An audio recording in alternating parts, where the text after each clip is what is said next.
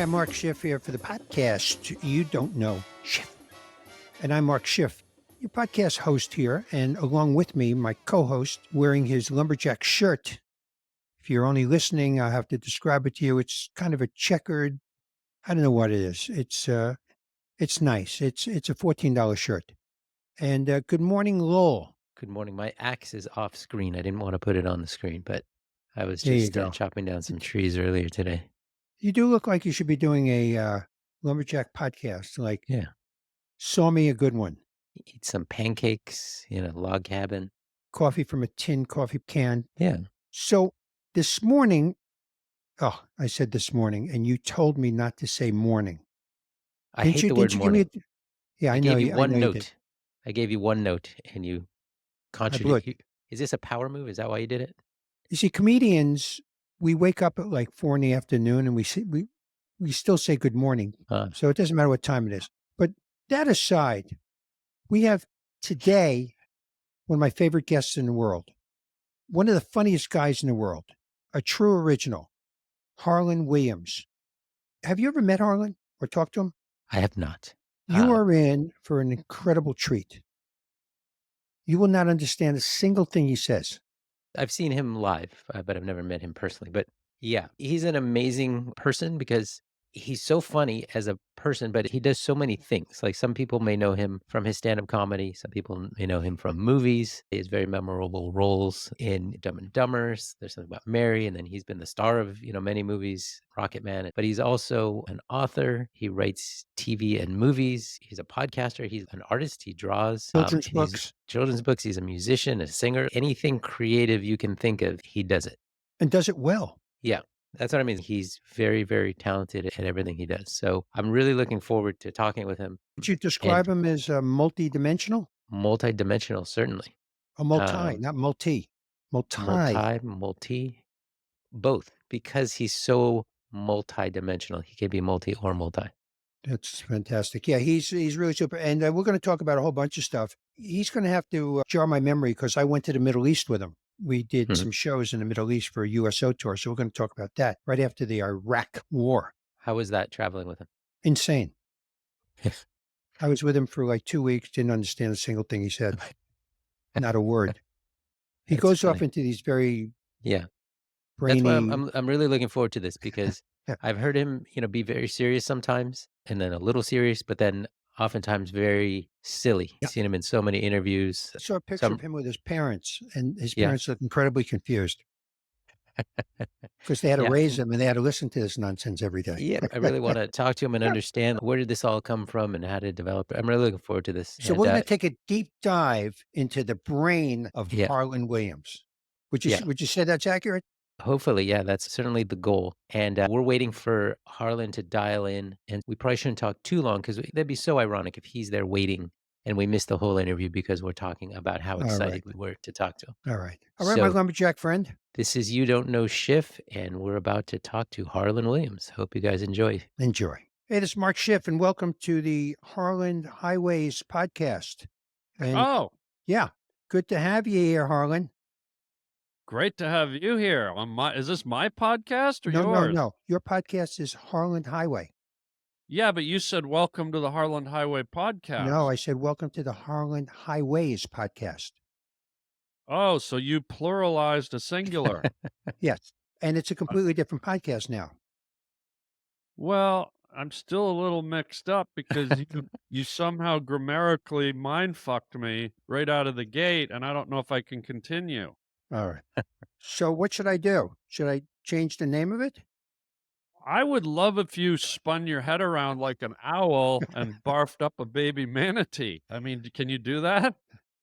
I will be able to by the end of this. So welcome to You Don't Know Schiff, the podcast. Okay, you happy now? Yeah, now everything's recalibrated. Thank you. And my co-host... Why do you gotta mess with me? I don't know. I don't know. It's in my blood. My co-host, Lowell Benjamin. You see him? Mm-hmm. What do you think? Hey, Harland. I don't know. He's somewhere between Jiminy Cricket and Heidi Klum. So I can't tell if I want to cuddle him or spend the night in a sleeping bag with him up on Casper the Friendly Ghost's mountain. You know something? He has the Heidi Klum cheeks. You know her cheeks, those puffy little The butt cheeks or the face cheeks? the face cheeks, the butt cheeks. We'll get to.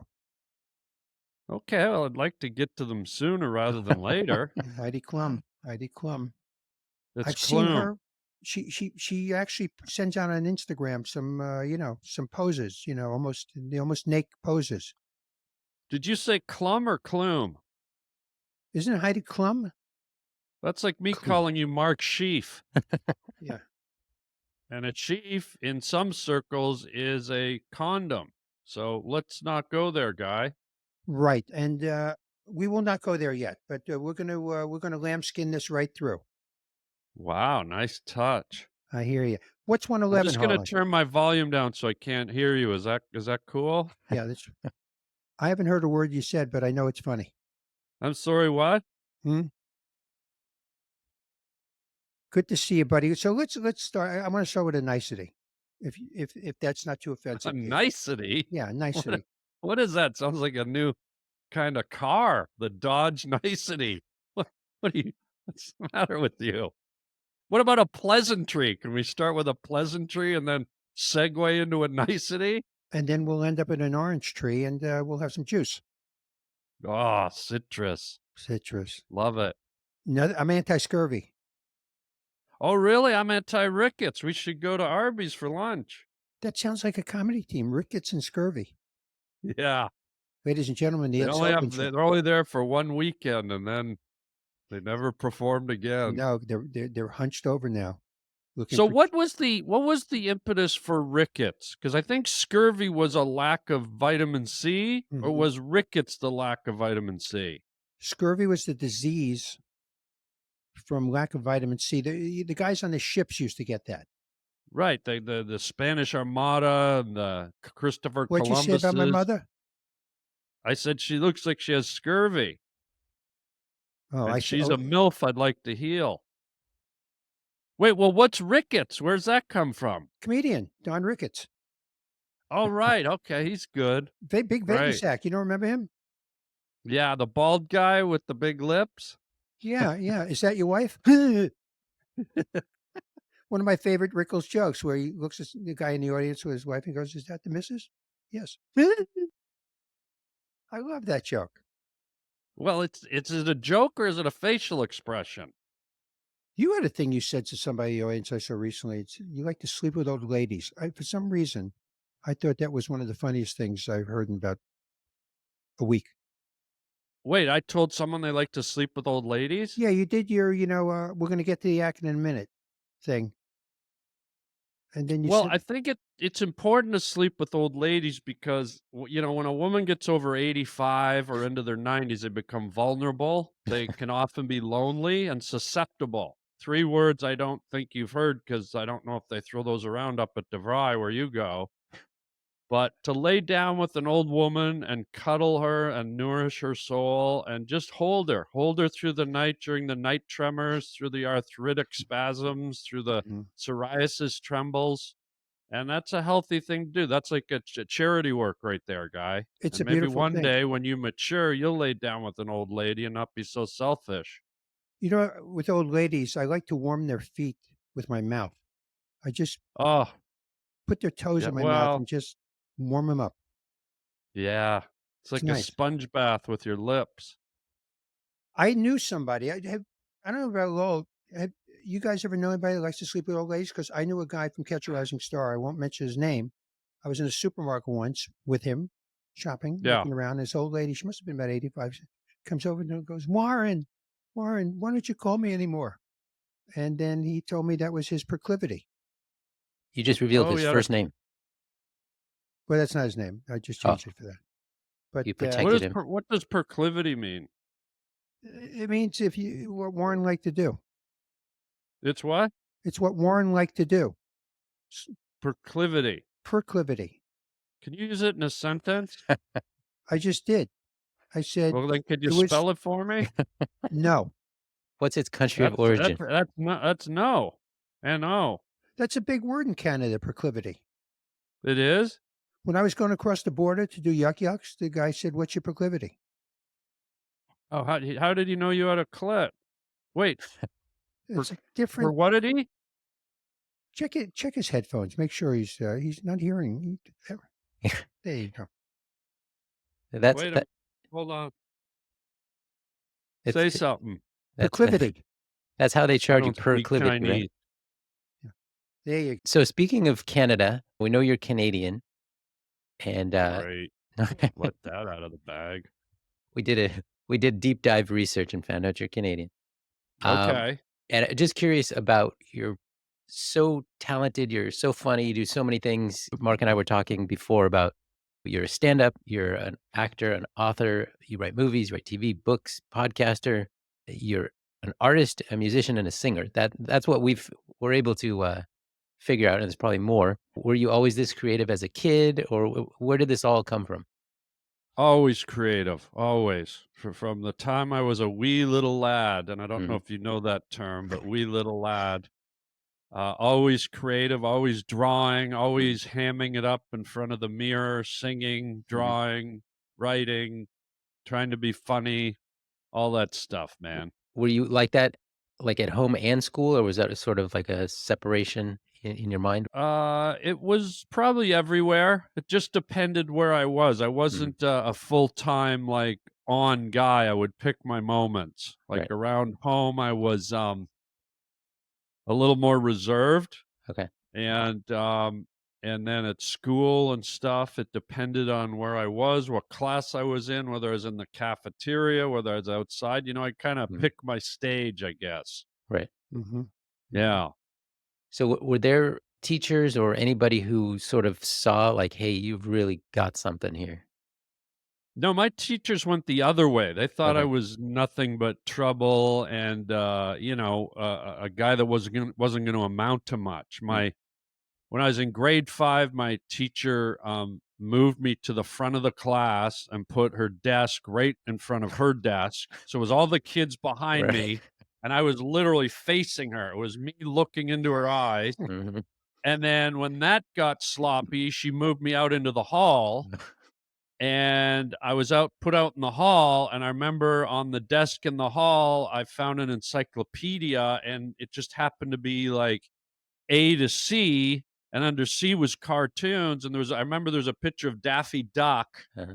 in the encyclopedia, and I didn't have anywhere to draw, so I drew Daffy Duck on the desk in the hall, and the Mhm, teacher came out and saw it, and she said, "Harlan, drawing cartoons, you're never gonna amount to anything."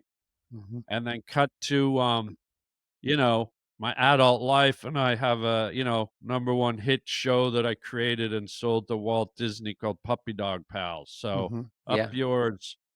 But I think of her fondly.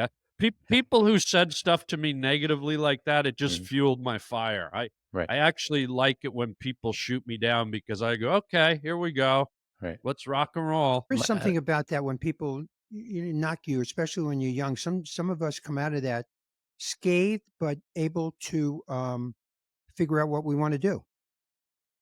Not even scathed. It just like it was almost like a thank you, like, "Thanks, let mhm, let me prove you wrong." And not even in my youth, it still happens today. It happens, the entertainment industry is tough. It's right, cutthroat. Even when you get some level of success or accomplishment, there's still people that don't believe in you. So every time they kind of give you a negative, it right, for me at least, it makes me try all that much harder and try to disprove them, you yeah. know? They even said So Michael how Jordan do would you say he'd make up stories, say someone on the other team said something about him, which they didn't, just to give him that motivation. Yeah, it's fire, man. It puts Yeah, fire in the belly. Oh, yeah. so how do you do that? How do you kind of run over what they said, or because I've had that myself, and sometimes it's yeah. hard to deal with. Well, I think you just gotta have a strong will, and you gotta kinda picture yourself like a big rig rider. You ever see those steamrollers? Those Mhm. big giant wheels that Mhm, just Sure. flatten everything? You just kinda gotta picture yourself perched up on one of those, and it's like, "I'm gonna keep going." And I'm not saying everything you chase you get, but if you don't steamroll towards it, and I'm not saying you step on people or things on the way, you do it with decorum, you do it with class, but you just keep going. You don't wait for someone to tell you no. You don't wait for an answer. You just keep rolling. And I'm not saying everything you chase you get, but you can't give up, you know? Hmm. Did you know as a kid you're a pretty smart guy like that? Whether you're being creative Uh, or I don't know. I don't put a definition around smart, Mhm.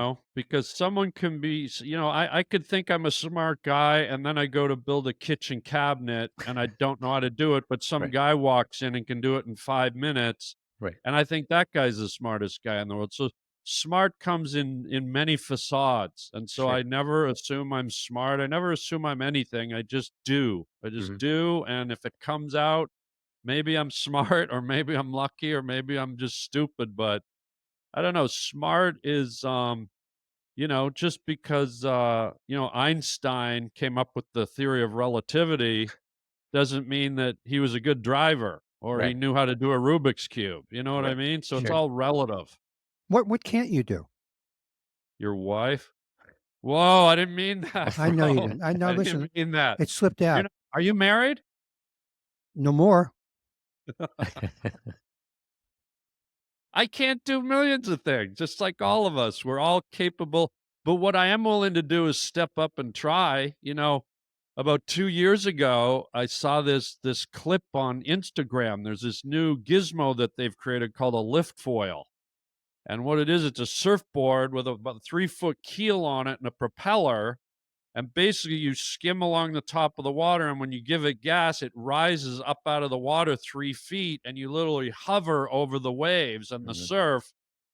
And I saw some kids doing it. And I thought, fuck, I'm probably too old for that or this. And I said, you know what? Screw it. I bought it. The thing was $12,000.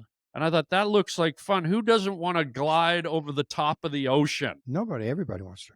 And I bought the thing and I spent like 3 weeks trying to learn it and I got it and now I'm out, gliding around over the top of the ocean and it was scary and it was frustrating and there was days when I was like this I can't do it, but I just said to myself if I keep getting on it, if I keep Mhm. trying to stand up, one day I'm going to stand up. And I'll never forget the day I stood up. I literally like woo, I was like, but that's how you kind of approach life. You just keep going until you master it. So you're So doing do you that think thing now? You're doing the gliding thing now?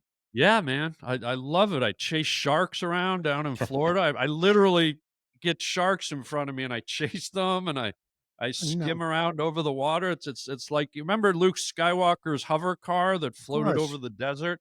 So the lift foil is kind of that principle, but over water. And it's silent and it's just like you're flying. It's beautiful. And Wow. if you wipe out, you land in the water. So it's not No, that no bad. harm, no foul.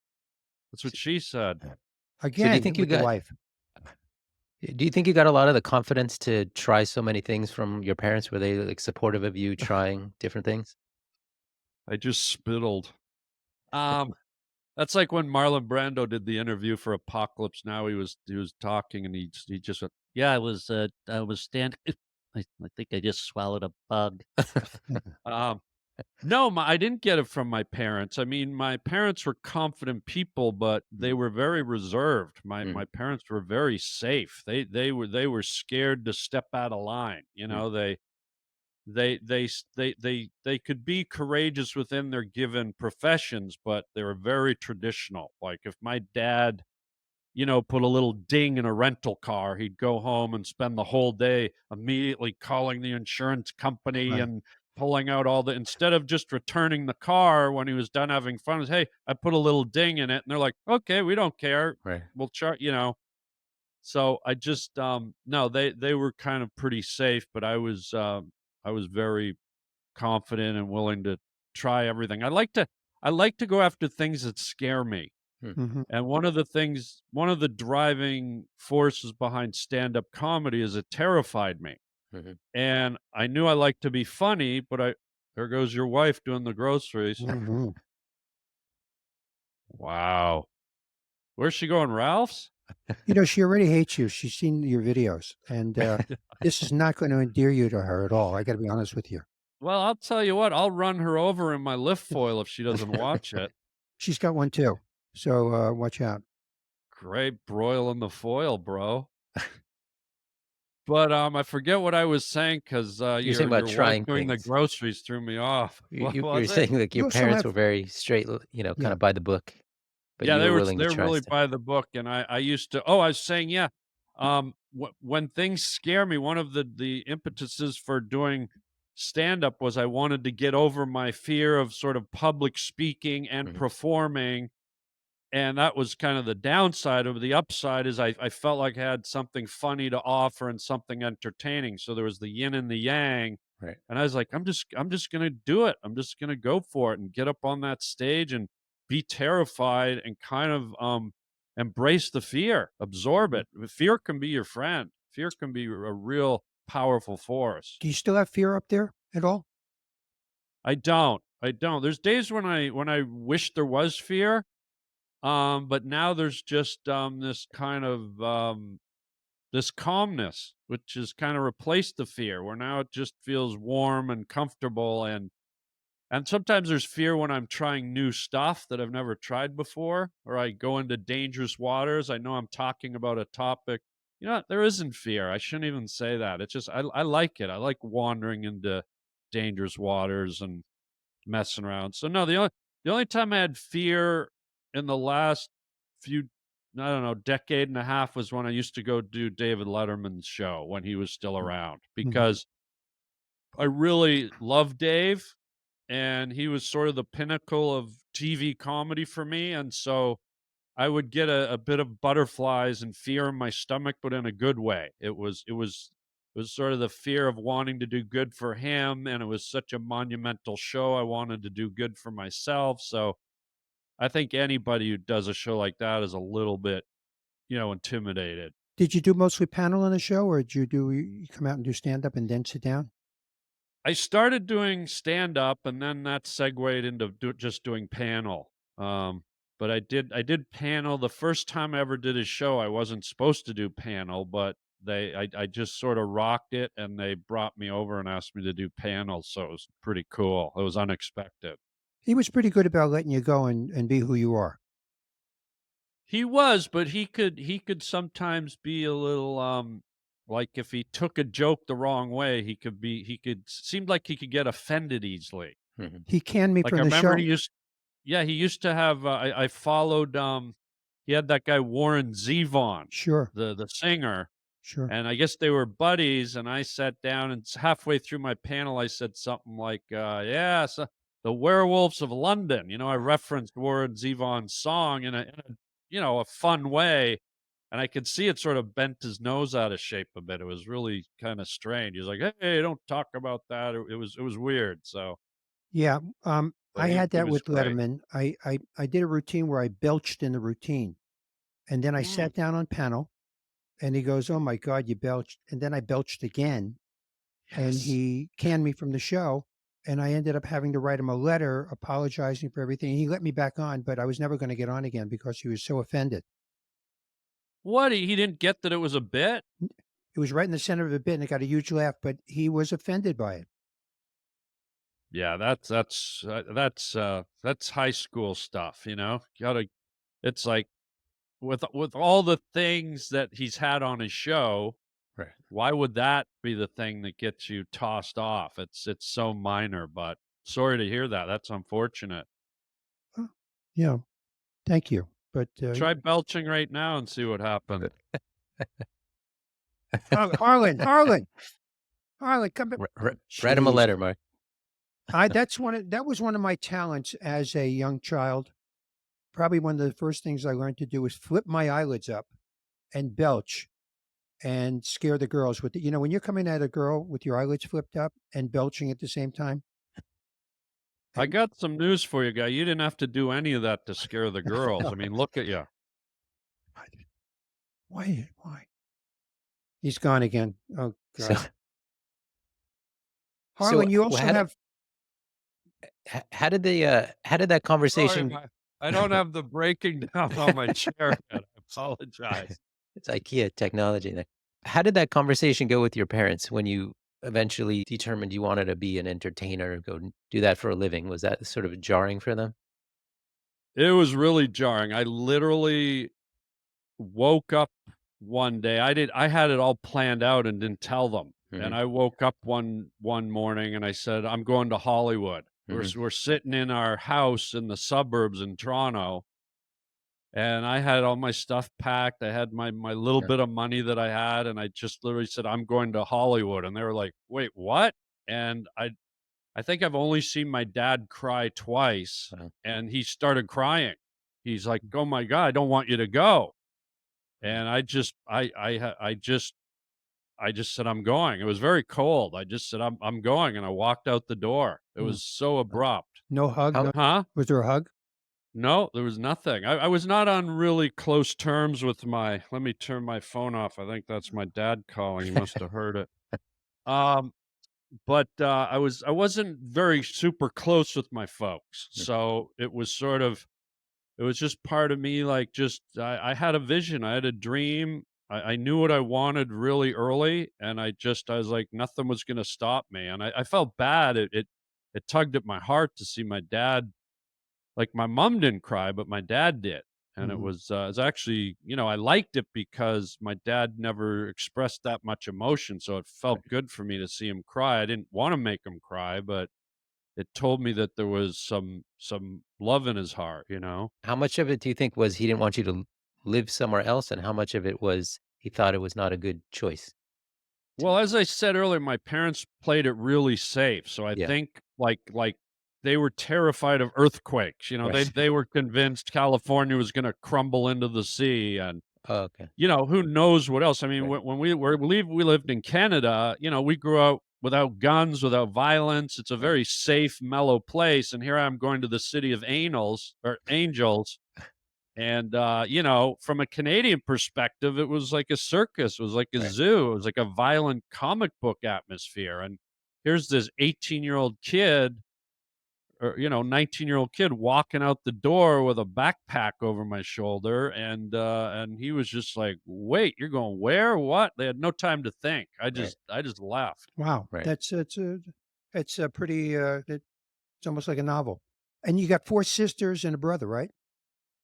No, well, I have 4 sisters and a fake brother. Fake brother. Yeah, my fake brother is so I ended up going to college. I went to animation college, and my roommate in college was a guy named Steve Williams. And because we were roommates and we were best buddies, everyone would always ask us, "Are you guys I brothers?" And we see. got tired of answering, so we just said, "Yes, we're brothers." That makes Mhm, sense. And so then everyone sort of thought we were brothers, and then when we both got into the entertainment industry, he got a lot of notoriety in his side of what he was doing, and I did too.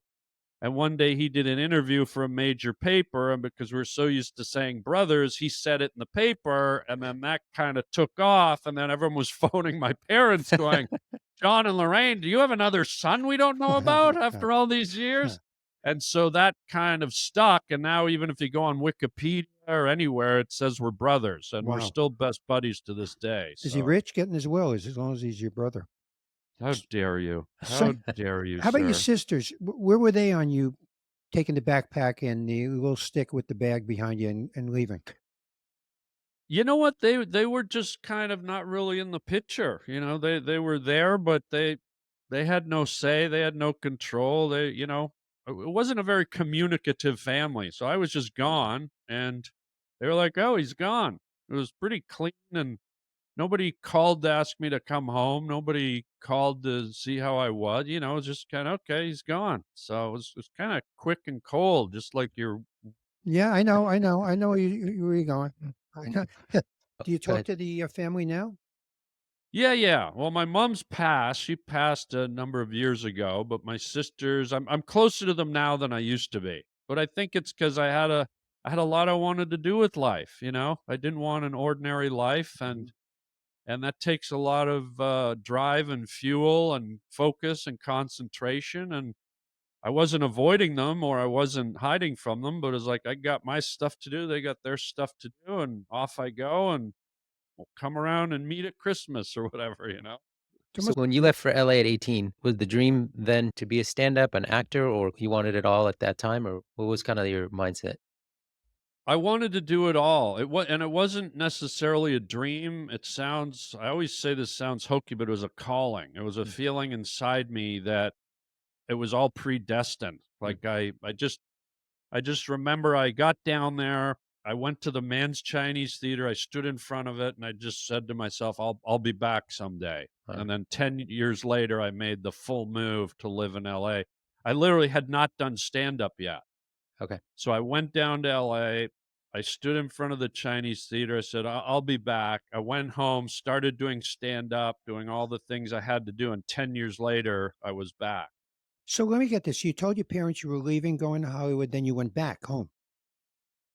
Yeah, I went back home to start stand up. I couldn't do it in the States because I was Canadian. So if I could have, I would have. But you need there's so much that goes into getting permits and legalization and citizenship. So you can't do it. So I just immediately started pursuing my stand up career in Canada. So after leaving and going back home, what did they say? Did they welcome you back? Or did they say, I knew you'd be back? Or, No, it was still kinda just sort of business as usual. I went and got an apartment. I lived with them for a little bit, and then I got my own apartment, and it mm-hmm, was always sort of a bit of a cold relationship, to mm-hmm, be honest. mm-hmm, mm-hmm. Uh, This is the so last time. you went back to Toronto, and then how did the career go from there? How did you start getting gigs and shows and stuff like that? Well, it sort of came out of necessity. This is where I did connect with my family finally. My father got rabies, which sounds ridiculous, but he I almost spit my tea out when you said that for some reason. I'm sorry he got it, well but it sounded incredibly.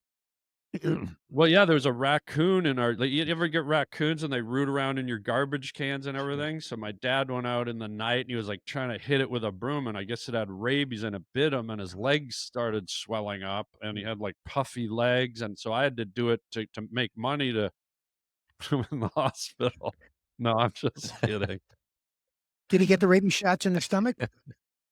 No, he got them in his face. It was really weird. I don't know. Maybe Yeah. it wasn't a good doctor. It was Larry's Medical Clinic down on Main Oh, yeah, Street. I know Yeah. that place. Yeah, I had my Yeah, all vasectomy. you can heal for $40, yeah. Wow.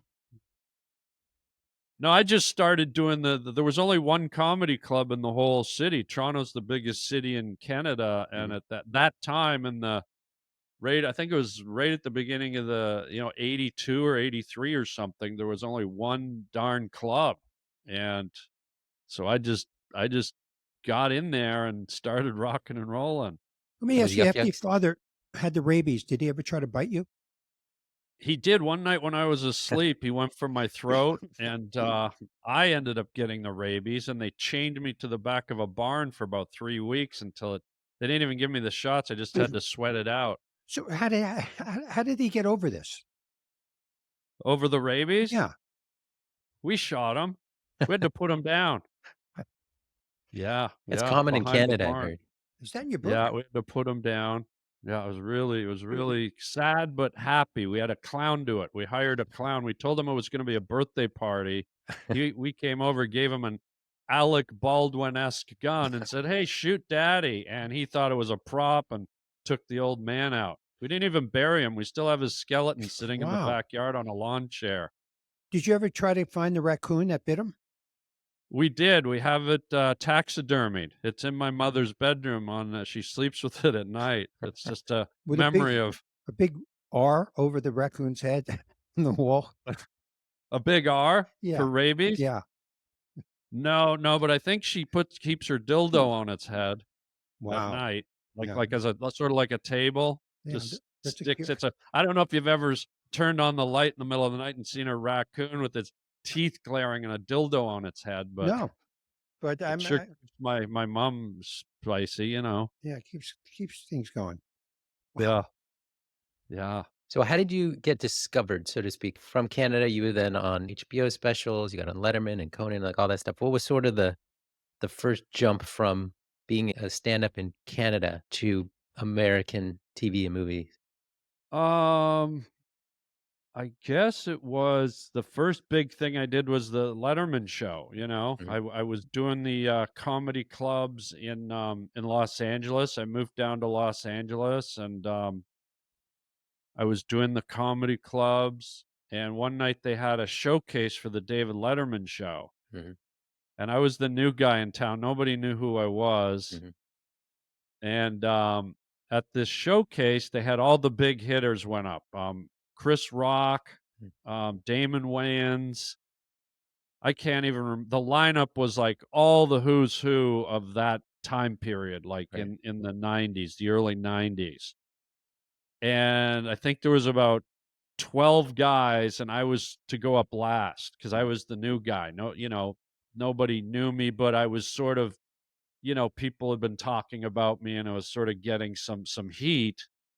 And so I was like, "Oh my god," I'm mhm, going up after all these guys, and I watched them all, and they were all like they all had mediocre sets because they were all super nervous. They were all sort of tense, and as you would be, you got the producers of Letterman and their posse sitting there like just staring at you, and you're like, it's a pivotal set, Uh-huh. and so I watched these like 12, 13 guys go up ahead of me, these big hitters, and I saw them all like you've done stand up. You can feel when someone's nervous or they're Mhm. hesitant or there's something, it's there, it's present, it's a palatable energy. So I just studied them all and I went, I'm just gonna go up and do my act, but I'm not gonna give a flying you know what. Mhm. I'm just gonna be as loose as, Dolly Parton's underpants on a Thursday night at the all you can eat shrimp buffet in Bakersfield. Mm. Been there. And yeah, I know you have. There's a bit stuck in your gums right now if you don't yeah, okay, there you go. You good. got it. Oh, He's gone again. You see? There he goes. every Ah, time well, you burp, it's like it blows me around. So anyways, I went up on stage and I blew the doors off. Like I don't normally say that about my sets. It mhm, sounds very conceited, but Mhm, compared to the other guys, even though they're heavy hitters, I was just so loose. I was so free and I had it in my head. I said, just have fun, get this crowd. mhm, And I really killed it. And they said, Harland, you're on Letterman. wow. And so it was beautiful. And then I went on Letterman and kind of had the same energy, the same mentality, and I killed it on there. And I think that's what sort of started everything. did Well, and he had you on like 5 or 6 times, so I think in total, I think I did it 6 times. They wanted me to do it after my first appearance. Dave and his people called and they said, "We want Harlan on 4 times a year, and wow. we wanna, start a sitcom with them," and, Mm, like, they went nuts. Dave because mm, Dave had a production company called Big Pants Productions or something, he did Ray Romano's and show.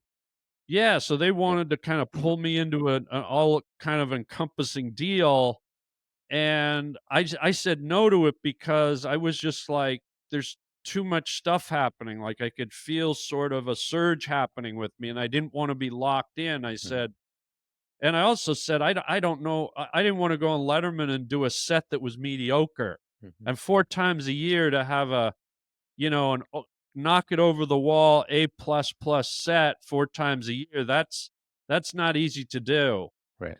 especially for me because I'm sort of a very meticulous joke writer, and I didn't think I could produce 4 sets a year. What I could have, but they wouldn't have been Right, AA plus. So right. A 100 I back that 100%. yeah, so I ended up sort of spacing my appearances on Letterman out, and I think they were a lot more effective and Mhm. a lot more productive, and they were all sort of AA plus for me. So So in hindsight, you ever have second thoughts about turning down the Letterman deal? no, because it was like a development deal, and to be honest, I was getting them from everywhere. I got them Mhm. from Fox, I got them from NBC, I got them from CBS. Like everyone wanted me at that time. So, um, I mean, there's always, gee, what if I had gone with Sure. that, and what if you always wonder. But I think all of us have about a 10-page list of what ifs. Right. So So I always I'm one of these guys that goes, just think about what you've done. Don't think about what you haven't done because you don't know what could have happened. absolutely, and that's a great philosophy. Did you have a manager at the time that agreed with this move?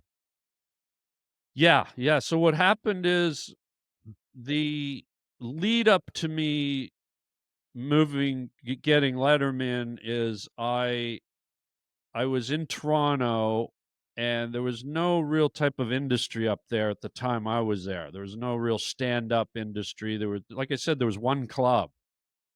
And one thing they did is the local club owners organized a comedy festival up in Toronto at a big theater in Toronto, like, a 3,000 seat theater. Mhm. And it was the club where Jim Carrey had started when he started his stand-up career. So did Howie Mandel. And so they were able to get Jim to host Mm. this festival, this big kind of gala night, and they selected, like, I think 9 of the top comics from Canada to be on this thing, and I was one of them.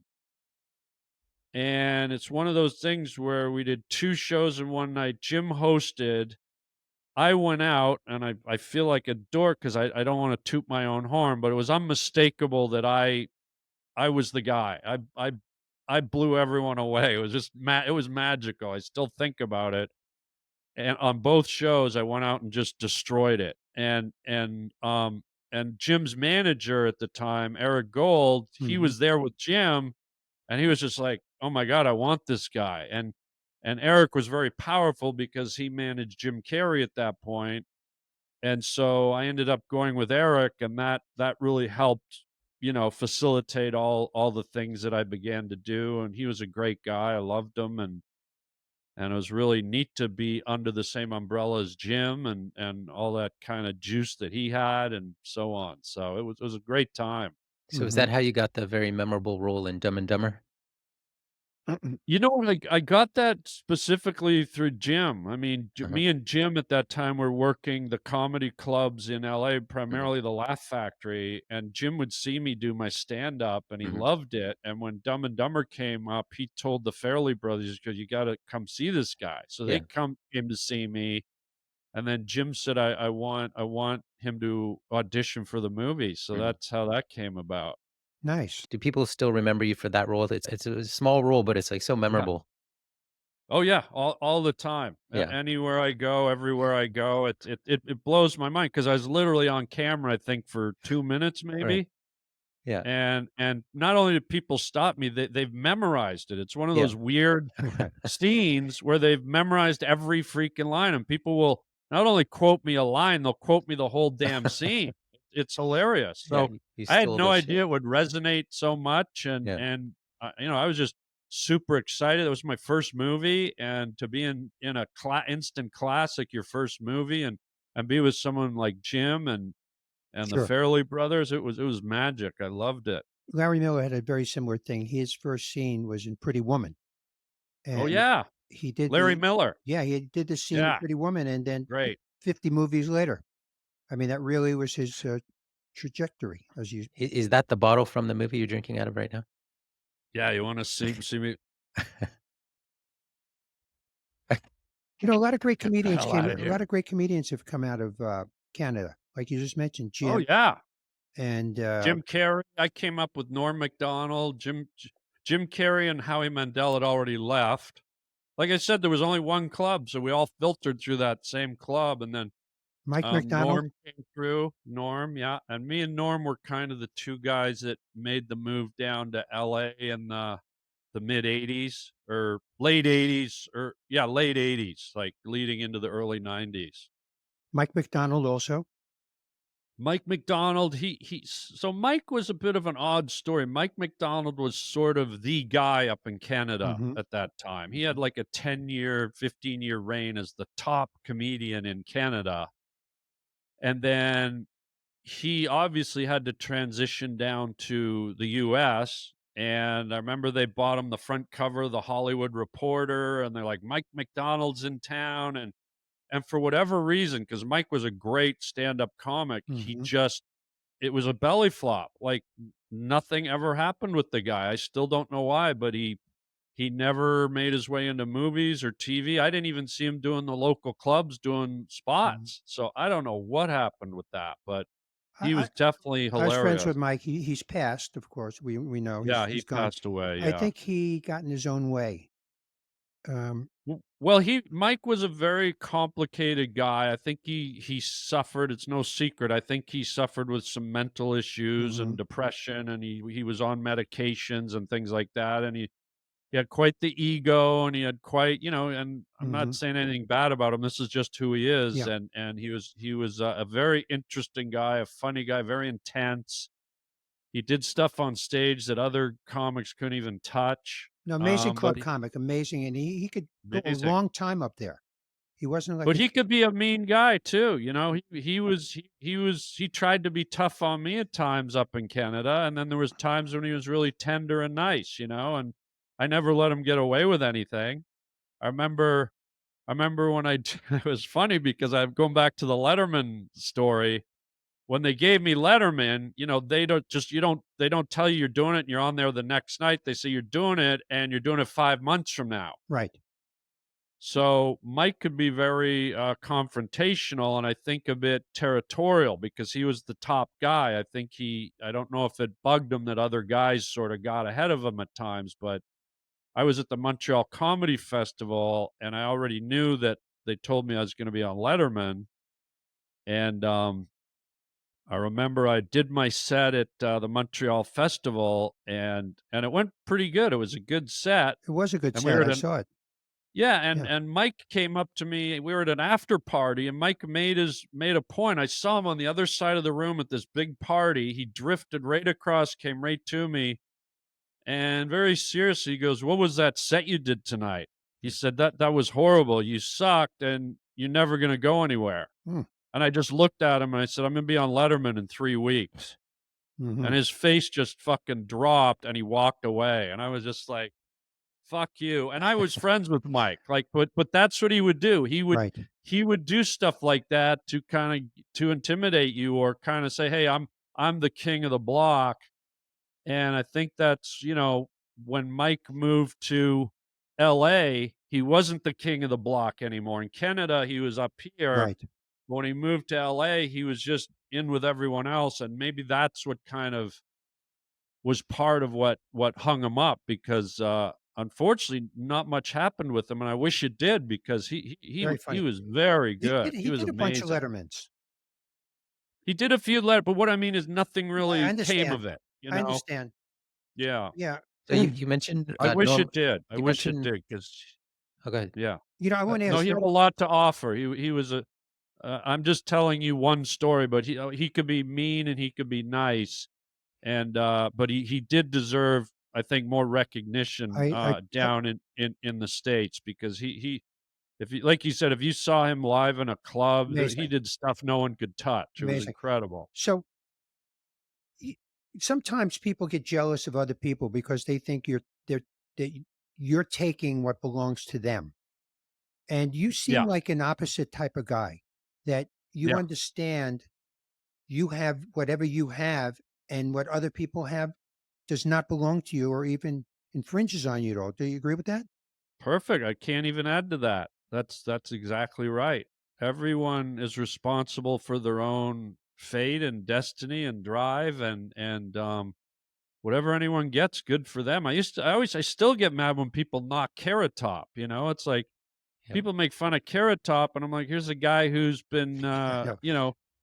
he's got a show in Vegas for the last 25 years and works 2 times a day, and it's like, look, if people are laughing and that's your job to make them laugh, then he's doing something right. Why are Right. you making fun of the guy, you know? We had him on, and he's gotten through that, but he's one of the funniest guys ever. Yeah, he's a real funny guy, but yeah, And his stuff people is can be brilliant. jealous. I don't know if you know anything about it's Yeah, science the way he works on these props. right. And regardless of if it's science or if it's just being a ham or it's being a genius or it's just being an idiot, our job is to get people to laugh. That's right. And if you get people laughing while you're petting a cat or juggling or, doing what he does or doing what we do, your job's done. The people decide, not Right. us. Right. So you have something similar to me, which is I only care about entertaining the people. I don't Yeah. care if they think I'm smart or stupid. I just want to entertain them. And I think you come from that school too. Yeah, agreed. Yeah. I just I just wanna put a smile on their face, make Mhm. them laugh. It's about servicing them. I also wanna nurture my silliness and get it out, but at the end of the day, it's about hopefully making someone smile, making them laugh, have a little joy in their heart. That's the real kind of fulfillment center where I work. Were You know were what I those hate the when type of comedians you gravitated to when you were younger and being influenced by, the generation ahead of you? Oddly, I didn't gravitate towards comedians. Mhm, I respected the art form and wanted to do it, mhm, but I actually gravitated more towards comedic actors hmm, because I think stand-ups are sort of comedic actors to a degree, sure. but I liked the subtlety and the timing of actors, especially the guys in Second City like Joe Flaherty, Martin Short, John Candy. I just Mhm, that was more fun for me to watch, I think, because it was a little more rounded. It just wasn't like bits, boom, mhm, boom, boom, punchline, mhm. there's a real art to stand up, but comedic actors are what really they felt fuller and more dynamic to me. So they made me laugh, I guess, because they could become different characters and it was more kind of varied than just watching the same guy do the same kind of persona and kind of vibe over and over, you know? but I Right. found that many of those type of people wish they could do what we do. Yes, some of them. Yeah. I think there's a bit of I've always found too there's been an animosity between because I've stepped in and out of the improv world, Second City, the Groundlings, and stand up, and I've always found that improv people sometimes don't like stand up people, Mm, and stand up people are just in awe of improv people. Right. It's sort of weird. I felt like somehow um, improv people, I've heard them make more disparaging marks and have a different sort of negative energy towards stand up because they think we're just all you guys do is look for punchlines. mhm. Well, I've done improv, and all you do in improv is look for a punchline too. So, and in improv, you have the safety of numbers like a band, whereas stand up, you're on your own. So I feel like there's a bit of jealousy or something from improv actors, but I don't know. That's the only hostility I've ever sort of felt in this world of comedy, you know? Who have you improv with? Like, you ever work with Robin? No, I haven't worked with Robin. I've worked with Maya Rudolph, Sure. and oh god, I'm forgetting her name. Flo, the girl that does all the progressive Sure. commercials. Mhm. And all the guys at the Groundlings, I've worked with them. That they're all brilliant. They're all friggin' hilarious. So I've worked with some people at Second City up in Canada that aren't famous people, but yeah. when you're an actor in a movie, are there times when you are offering improv lines? 'Cause whenever you're in a role, it seems like it's so Harland Williams. I'm just curious if they sort of defer to you to kinda do your magic with your names and words and stuff like that. So it didn't start that way. When I did Dumb and Dumber, Mhm, that's where it sort of started. We did again. It was my first movie, so I was terrified, mhm, and we did about 5 or 6 takes of the scene that I did, mhm, and then the Farrellys literally walked up to me and said, "Harland, do it the Harland way now." uh-huh, And I was like, "What are you talking about?" And I remembered that they had come to see me do my stand up several times. And I go, "What do you mean, guys?" And they said, "Just do it the Harland way." uh, And I didn't need to ask a third time. I just went, "You know what? They basically just told me to do whatever I want, so mhm, to speak, and I'm not gonna stammer over it. I'm gonna go for it." And so we did about 3 or 4 more takes where I just made up the dialogue. yeah. And a few of the takes we couldn't use because I cracked Jim Carrey and Jeff Daniels right up, and I was just in heaven. And so from that moment on, anytime I did a movie, I didn't ask to improv, I just did it. I would give some clean takes, but Mhm, then I would start improving, and almost every movie I've done, ton of the improv I've done has made the cut, and it Oh, yeah. improved the movie. Mhm. yeah, I didn't that's wanna how it do it just feels. to be a yeah, I didn't wanna be a wise guy, or I didn't wanna be disrespectful, Right. but I think when you're confident with your comedy, you know when you're bringing the goods and when you're just being a selfish kinda ham, and So anytime I improv, I feel like this is going to be gold. Keep it or don't keep it, but I'm going to try and spin you the best I got. So So was some people, if 7 Minute the Abs Farley, and There's Something About Mary yours? So 7 Minute Abs, that scene, if you watch it, it's almost 50-50. If Okay. you watch the first half of the scene, that's Uh-huh. all scripted. Uh-huh. And as soon as Ben Stiller says, "Well, what if somebody has 7 minutes?" From that moment on, it's all improv Hmm. right to the end. And Amazing. I think it was supposed to end after he said 7 minutes, and I just kept going. And again, the Farrellys, I love them, to their credit.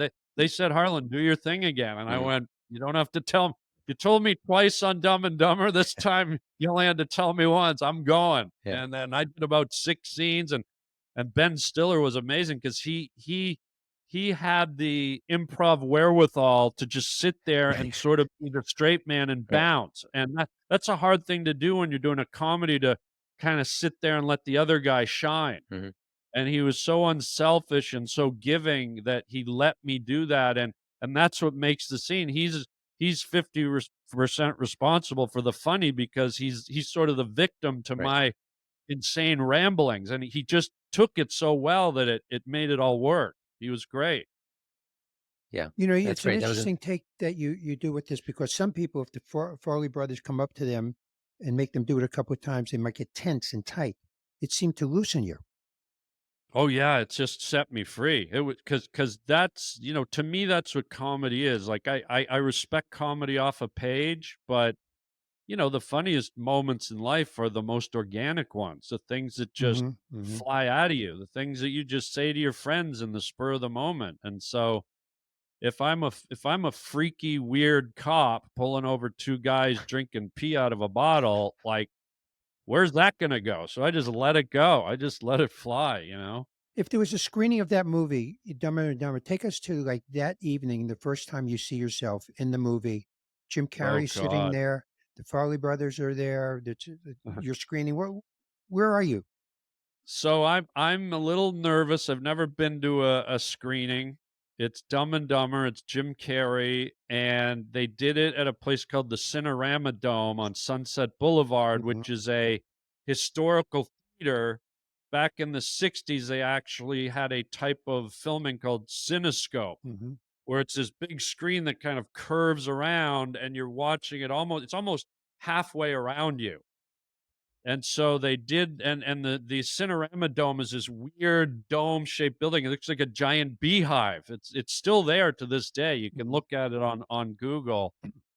And so I got there a little bit late because I didn't know anything. I didn't know about red carpets. I didn't know about, standing there for.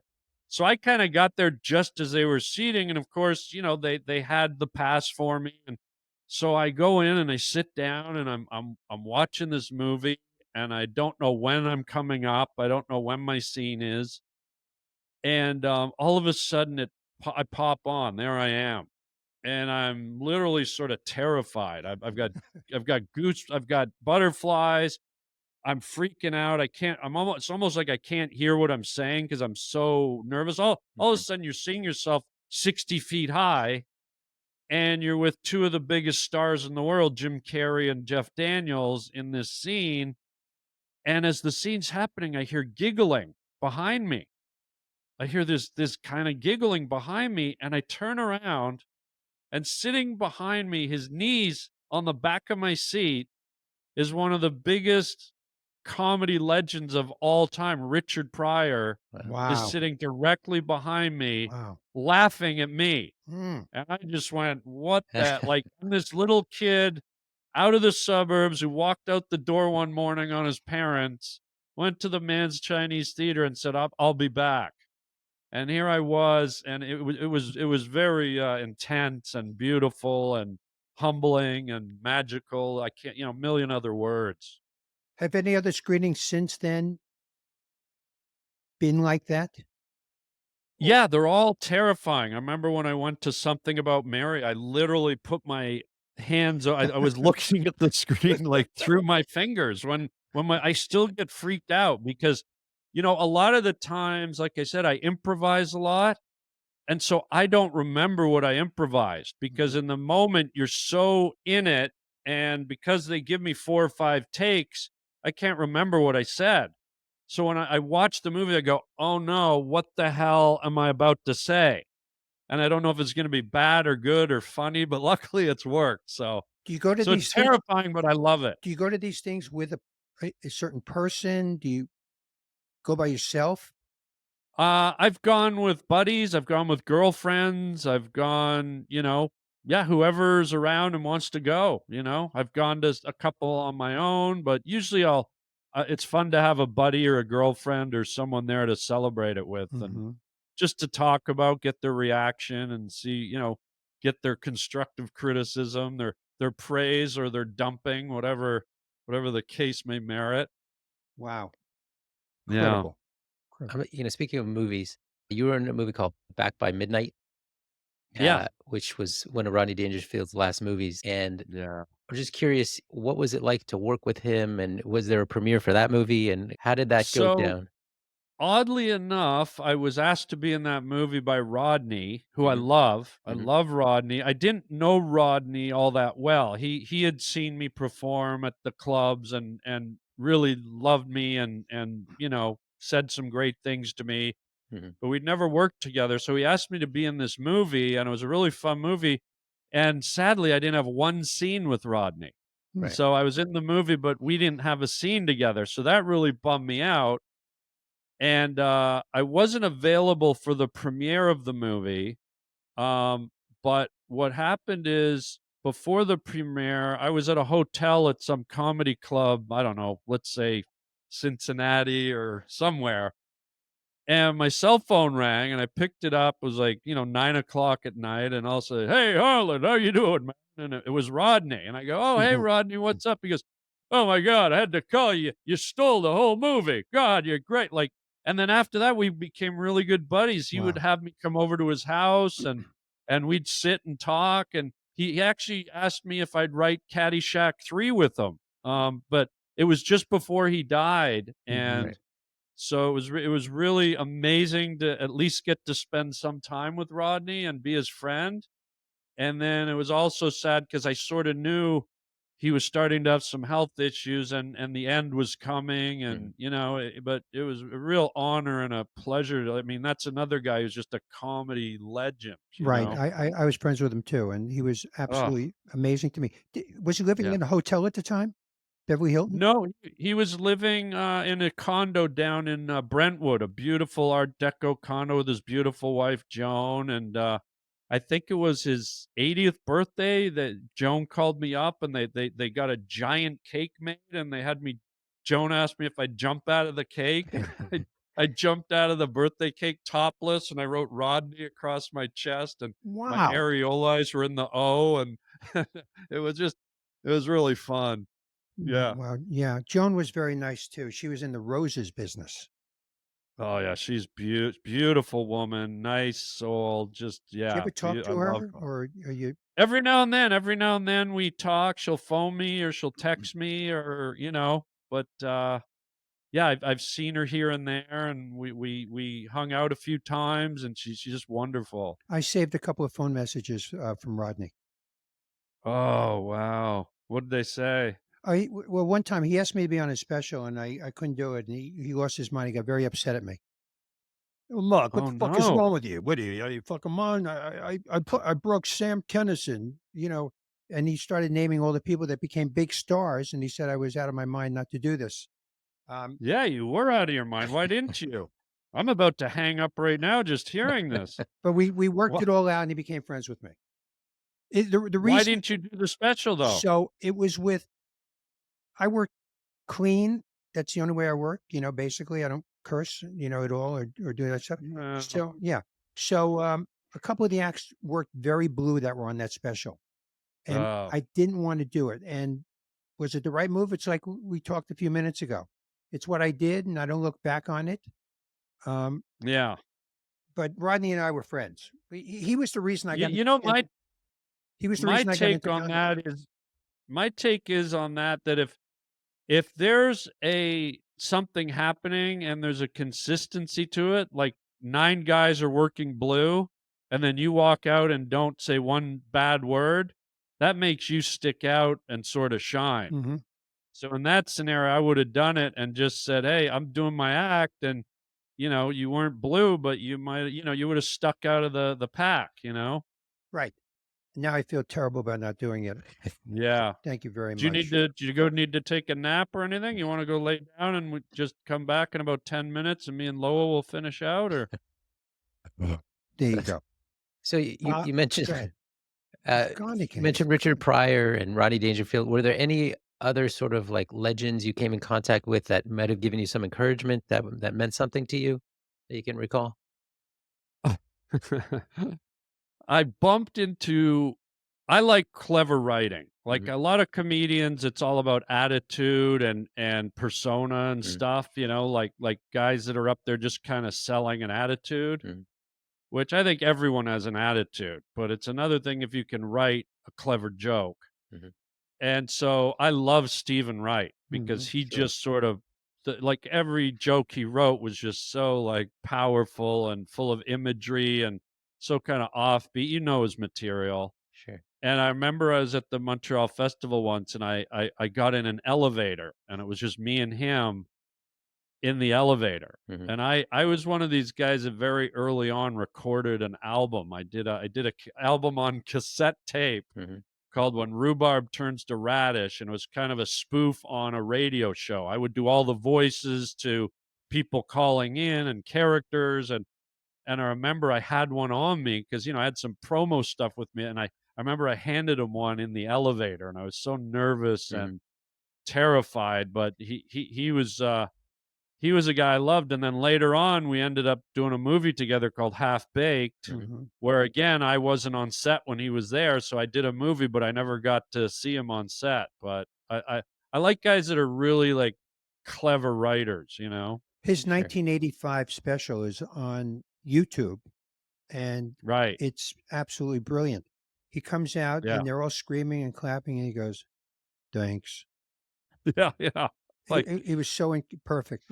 Thanks. it's great. I Yeah. know. No, like nice to be. Thanks. Yeah. Yeah. I mean, that's the beauty of comedy, man. It's just that there's so many notes that can hit us in so many ways. It's like Have you it's just talked to him at all? beautiful. What happened? Because I asked the other day if anybody knows where what he's No, I doing. don't know any of that. At one point, my managers were talking to me about opening for him. Like this was years ago, and I was really excited, but it just never came together. And that's the closest outside of doing Half Baked with him. That's the elevator, Half Baked, and not opening for him is my history with He with had one of Stephen the, Wright. he opened for my favorite singer-songwriter in the world, and it was the weirdest Captain and Tennille?